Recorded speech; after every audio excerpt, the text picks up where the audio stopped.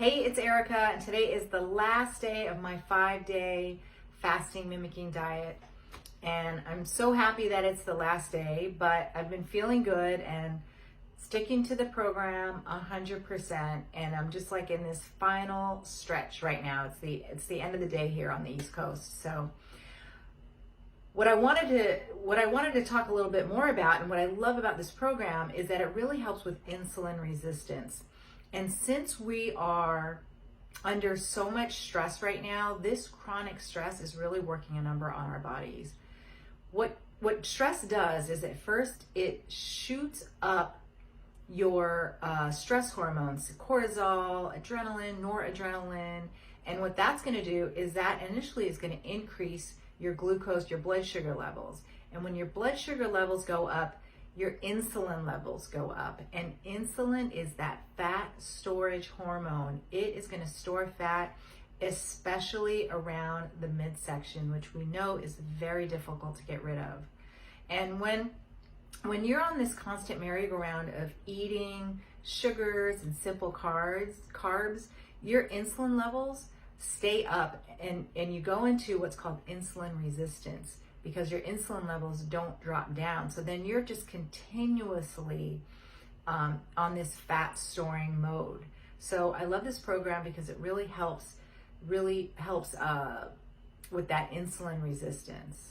So I do want to talk a little bit more about stress, because when this chronic stress goes on longer, so long enough, it's really going to cause more chronic fatigue syndrome.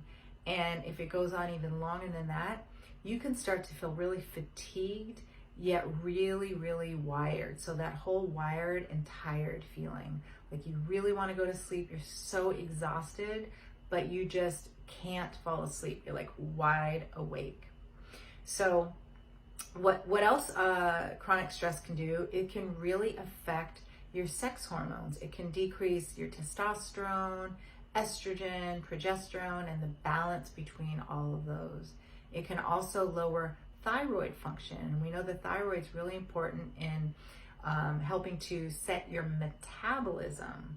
So all really important things that sometimes you might not even think about. Chronic stress can also lead to gut permeability. And when your gut becomes more permeable, you can have more an increase to increased food reactions and food intolerances. You can have increased inflammation. And I know one thing that I experience often when I kind of start to veer off track is I start to have a lot of joint pain. And I know that when I do a program like this and my joint pain significantly decreases, that it's not just due to old age, right? That old age that we blame everything on. Chronic stress can also decrease your gut diversity, so it can affect your gut microbiome. And when our gut diversity is decreased, we have also a difficult time losing weight, and so many more. I mean, so many more things that stress can affect.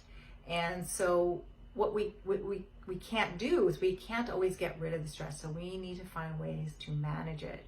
So whether it is taking a walk, taking a nice relaxing bath, diffusing some lavender, having a pet, a little dog or 2 or 3, or, there's a technique called tapping that is often effective for stress.